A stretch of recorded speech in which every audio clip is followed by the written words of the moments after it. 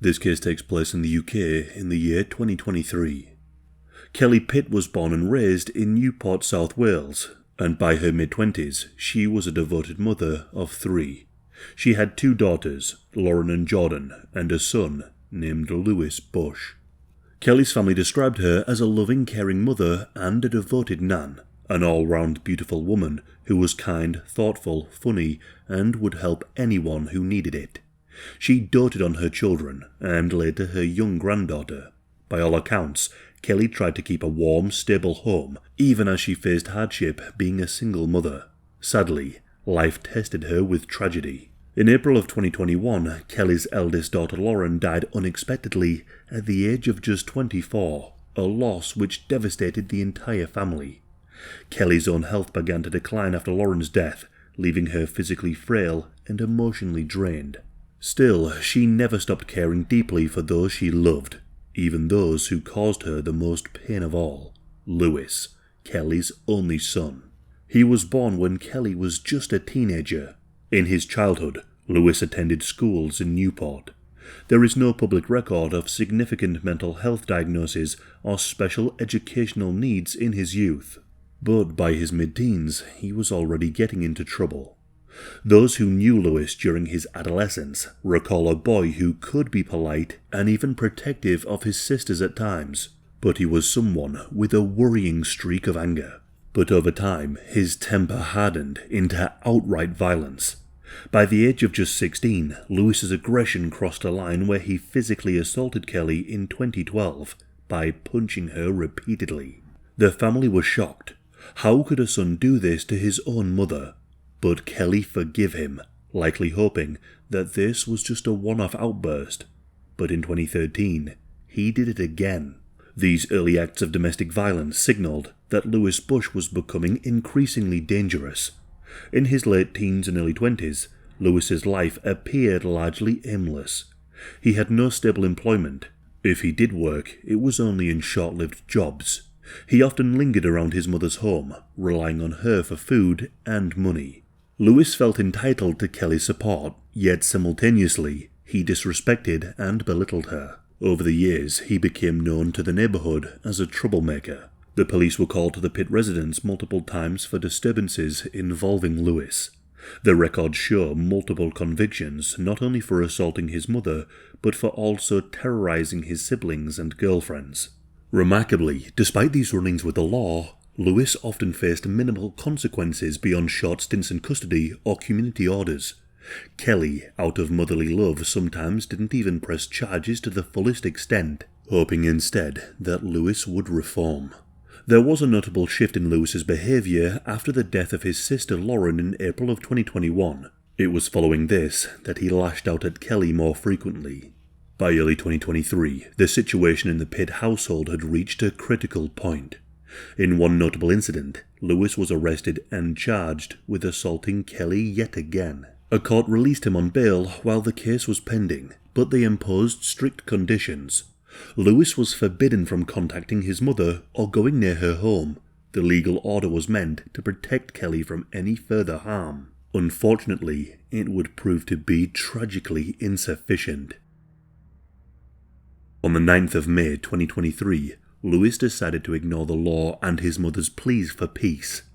Despite being on bail and explicitly banned from visiting Kelly's flat, Lewis showed up at her home that day. When Lewis appeared outside, he was agitated and looking for trouble.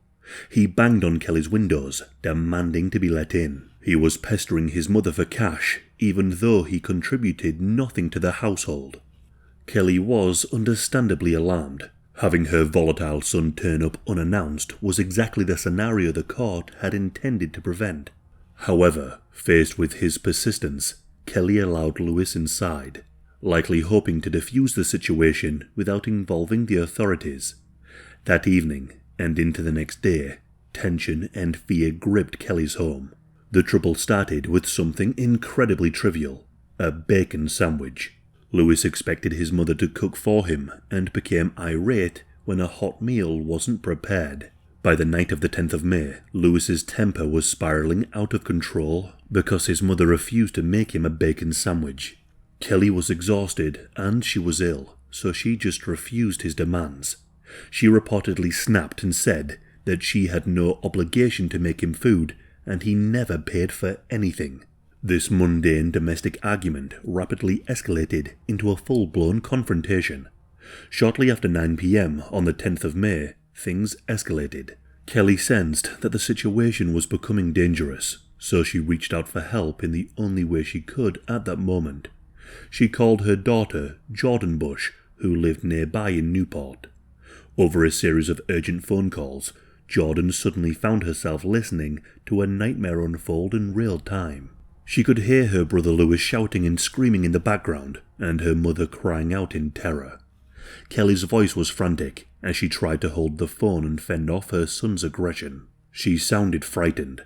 Jordan caught the horrifying sound of Kelly screaming, "Jord, ring the police."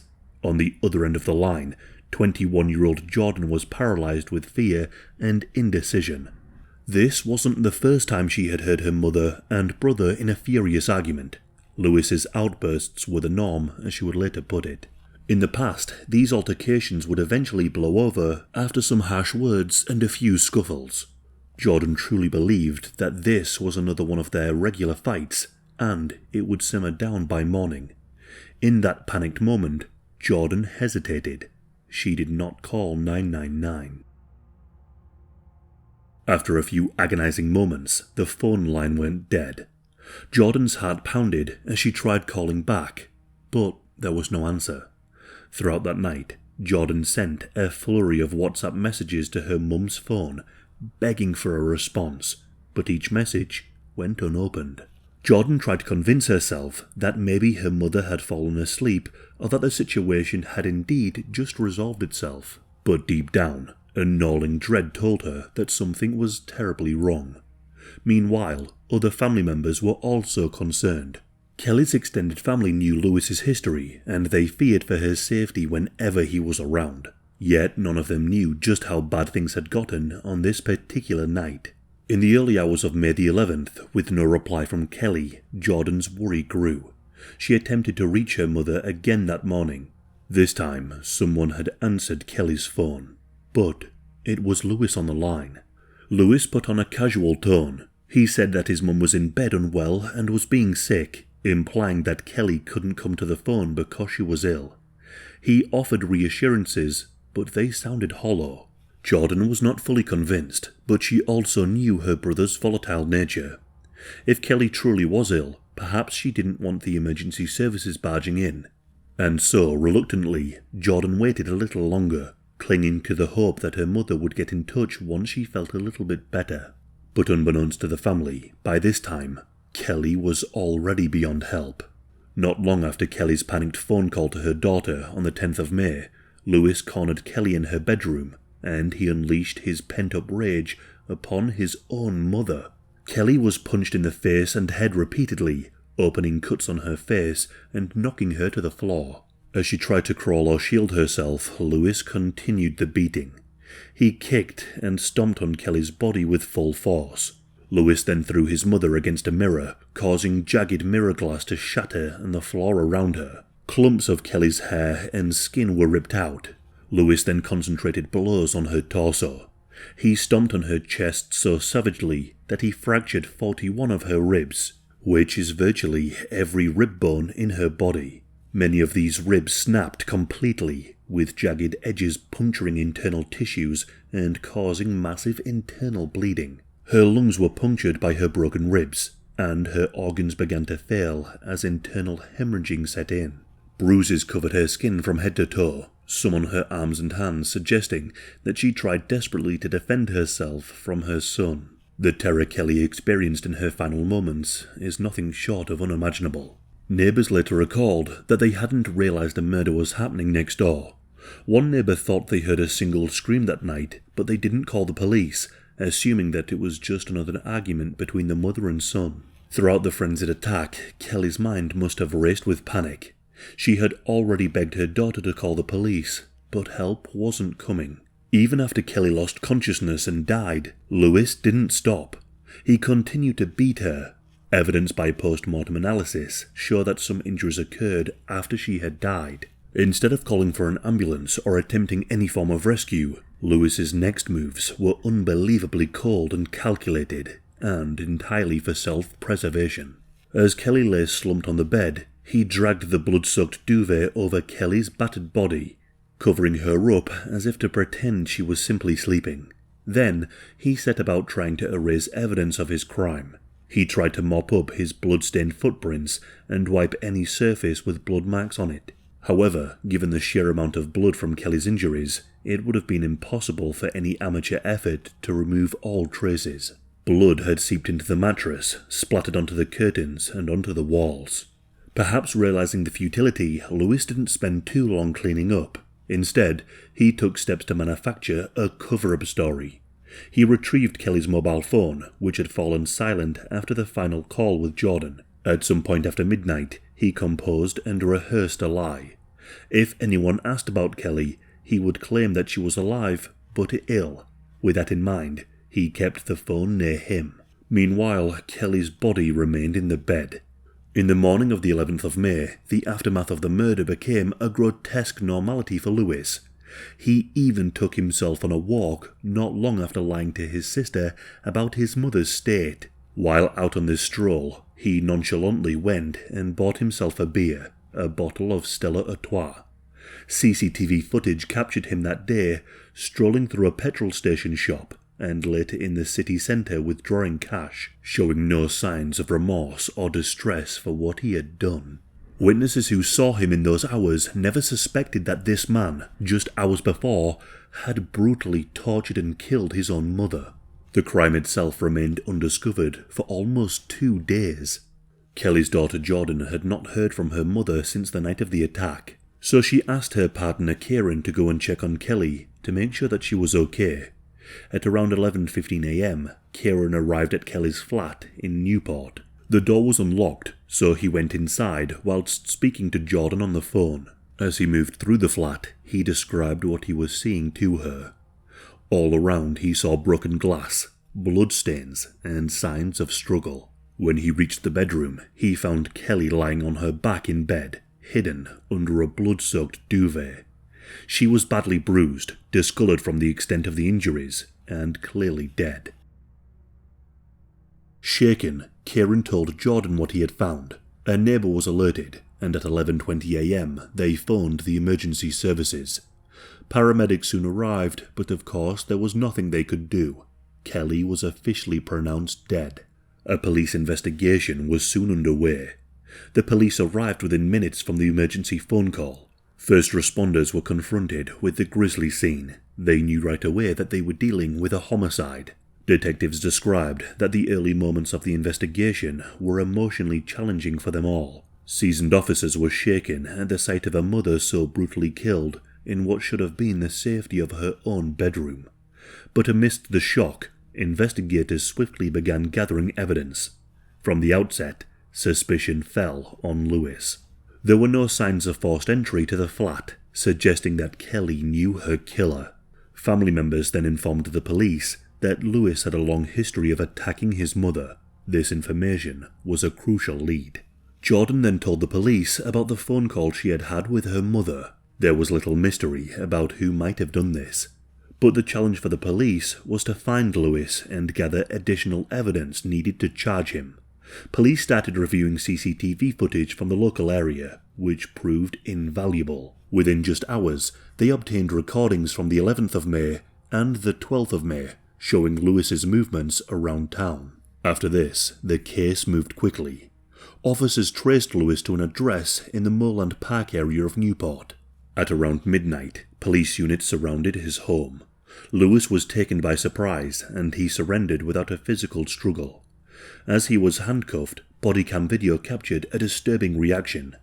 Lewis actually smirked and then let out a laugh when officers informed him that he was being arrested on suspicion of murder. One officer recalled him saying, with a mocking tone, "You've got to be joking me." With Lewis in custody, detectives pressed ahead to solidify the case. Lewis had 9 separate interviews, but he refused to cooperate. He exercised his right to remain silent, or offered no comment to every question about his mother's death. Investigators then confronted him with the evidence. But Lewis remained stony-faced, neither confessing nor providing any alternative explanation to his mother's death. But most damning, he didn't shed a single tear when he was informed that his mother had been murdered. Officers noted an absence of normal grief or shock. Lewis's clothing was sent off for forensic analysis, and what they found was damning. They discovered blood in the fibres, and it matched Kelly's DNA. Also, the pattern of spatter on his shoes matched the bloody footprints at the scene. Additionally, tiny cuts on Lewis's hands and bruises on his knuckles were consistent with injuries often seen on perpetrators who engage in prolonged beatings. All signs pointed conclusively to him. By the 17th of May 2023, just 5 days after Kelly's body was found, the police formally charged him with the murder of Kelly. The investigation had moved swiftly, but the emotional toll was immense. As Lewis was led away to a prison cell to await trial, the tragic truth set in. A family had been irreparably shattered from within. From the outset, Lewis denied his guilt. At a plea hearing on the 9th of June 2023, 25-year-old Lewis joined by a video link and only spoke to confirm his name and to say the words, "not guilty." His plea meant that a full criminal trial would be necessary. The trial was set to begin on the 30th of October 2023, and over that time the prosecution engaged in extensive work. They had gathered forensic reports, CCTV, phone records, and would call numerous witnesses, including Kelly's family and neighbours. Meanwhile, the defence requested a psychiatric evaluation of Lewis, suggesting that they might explore issues of mental state or diminished responsibility. But then, as a trial date approached, a significant development occurred. Against all expectations, Lewis Bush changed his plea to guilty. In mid-October of 2023, just days before the trial was due to commence, Lewis formally admitted to the murder of his mother. This spared the family of the ordeal of a full trial, although again likely this was just for Lewis's own self-preservation. By pleading guilty, Lewis likely hoped for a measure of leniency in sentencing, as courts do consider a guilty plea as a sign of remorse or at least some responsibility. However, it was noted by many that Lewis's plea seemed to be less about genuine remorse and more about pragmatism. In fact, throughout the court proceedings, he showed absolutely no remorse about anything. He had killed and tortured his own mother, he had torn apart his entire family, and yet he didn't even care at all. The sentencing hearing took place on the 10th of November 2023 at Newport Crown Court, and, by all accounts, it was an emotional and dramatic session. The courtroom was filled with Kelly's grieving relatives and family, many of whom had prepared themselves to face the man responsible for her death, her son. The prosecution opened with a stark recounting of the crime. They described the attack on Kelly as ferocious and sustained. They showed evidence of the post-mortem, which included 41 broken ribs and extreme trauma to her entire body. The prosecution proved how he intended to kill his mother, as after she fell unconscious and died, he continued to beat her viciously. The defense had little to mitigate the horror of the crime. The defense representing Lewis pointed out that he had ultimately pleaded guilty, trying to claim that this was a sign of his remorse. However, Lewis himself did not make any apology or even a personal statement of remorse to the court. Instead, he remained mostly silent in the dock, head often bowed. According to observers, he did not meet the eyes of the family once, even as they spoke about the devastation he had caused. Then, his sister-daughter read out a victim impact statement. She said, "You, Lewis, have taken the most special person in my life, my mum. She was caring, loving, and the kindest person you would ever meet. Throughout our lives, you bullied our mother, Lauren, and me." Jordan then declared, "I have no mum, sister, and now I have no brother. You are no brother of mine after what you have done." Following this, the judge declared the sentence. Lewis was sentenced to life imprisonment with a minimum term of just 16 years. To many in the courtroom, especially Kelly's family, 16 years felt far too little for the gravity of the crime.